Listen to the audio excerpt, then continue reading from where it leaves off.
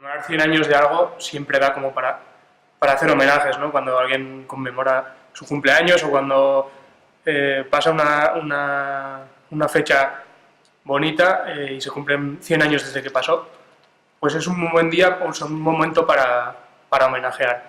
Y es lo que hemos querido hacer desde Chalaparta con la reedición de 10 días que estremeció al mundo de John Reed y de Historia de la Revolución Rusa de Trotsky. El libro de Reed, 10 días que estremecieron al mundo, es en sí ya un homenaje. Es el homenaje que le quiso hacer un periodista norteamericano a la Revolución Rusa, a los hombres y mujeres que en 1917 en Rusia probaron que lo imposible era posible. 10 días que estremecieron al mundo, que por sus características yo creo que junto con la historia de la Revolución Rusa de Trotsky y seguramente el año 1 de la Revolución de Víctor Sergé son las 3 mejores crónicas que hay sobre la Revolución Soviética. Es una crónica, es una narración, es una historia, es un análisis desde el punto de vista de alguien que participa en los actos. Lees el libro de arriba abajo y es imposible no pensar en hechos actuales, en circunstancias actuales de procesos revolucionarios en Latinoamérica o más cercanos, como es el caso de Cataluña, por ejemplo.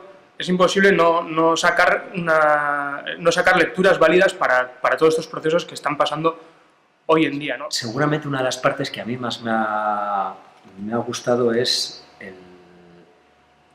el ver cómo Trotsky trata de entender y de rescatar para los lectores, para los revolucionarios futuros, una especie de matemática de la revolución. Esa matemática que también entendió Lenin desde que llega a abril de su exilio en Europa y que Trotsky define como el arte de la insurrección, definir qué tipo de procesos y qué tipo de iniciativas tienen que llegar las masas desfavorecidas para conseguir conquistar el planeta. Mi parte favorita seguramente estará unida a eso que decía antes, a esa matemática de la insurrección. De todas las premisas de una insurrección, la más inestable es el estado de ánimo de la pequeña burguesía.